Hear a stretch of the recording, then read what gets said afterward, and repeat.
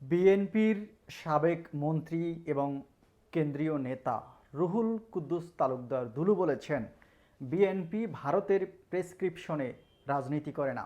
তারা রাজনীতি করে এদেশ এবং দেশের মানুষের জন্য। মানুষের এখন ধানের শীষেই আস্থা, এটিও তিনি উল্লেখ করেন। ৫ আগস্টের পর থেকে বিএনপি, জামাত এবং এনসিপি এই তিনটি রাজনৈতিক দল হাড্ডাহাড্ডি লড়াইয়ে নেমেছে এবং ইতিমধ্যেই জামাত ইসলাম এবং বিএনপির মধ্যে তুমুল লড়াই শুরু হয়েছে ভোটকে কেন্দ্র করে।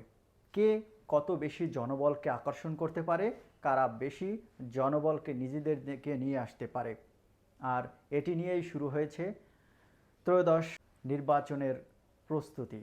তো ভিউয়ার্স, আপনাদের মতে আগামী নির্বাচনে কোন দলটি সবথেকে বেশি ভোট পেয়ে এগিয়ে থাকবে সেটি আপনারা কমেন্ট বক্সে জানাতে পারেন।